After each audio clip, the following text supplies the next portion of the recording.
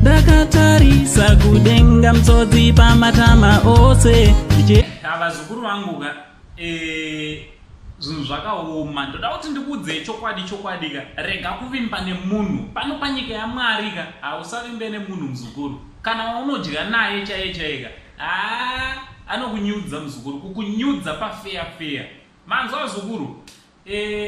Ndoda kumbokweka update kezviri kuitika panyaya yemuzukuru wangu Tapiwa Makore uyo akaita zvekuurayiwa naTafadzwa shamba anditi achitumwa naTapiwa Makore senior anditi pane zvimwe zvabuda pachena zukuru zviri kutotyisa kana kuti uzvibhilive kuti zveshuwa here munhu angaite zvinhu zvakadaro. So chiterera ndakwaika update kachona kana ungasati wasubscribe pa this channel nokurudzira muzukuru kuti chidi chisubscribe, turn on your notification bell kuitira pega patino upload a video you will be the first one to know. And thanks very much to all your unwavering support yamuri kupa pamusha penyu neyamuri kupa kumhuri yekwaMakore. And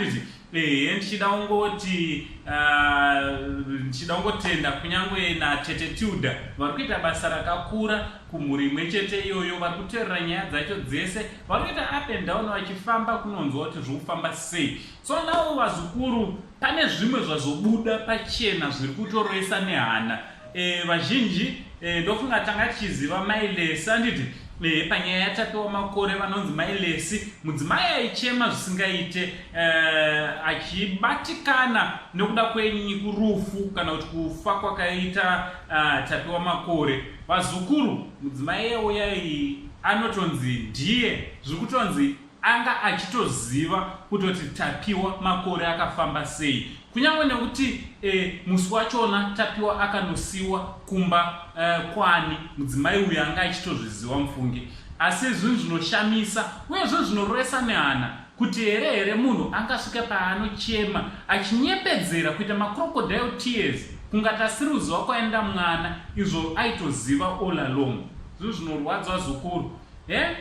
Zviri kunzi zvoni musi wakashayikwa Tapiwa wachonaka mwana waMai Lessy ndiye akatotumwa kuti ange ari anotora Tapiwa Makore Junior kuti amuendese kwaakaenda akanomusiya. Mai Lessy vakatobhadharwa $5 yavakatenga huku, kufira huku mwana. Vazukuru vanhu vasadaro. So shuwa here munhu kuvharwa muromo kuti asataura kuti mwana aenda sei afamba sei nekuda kwe$5.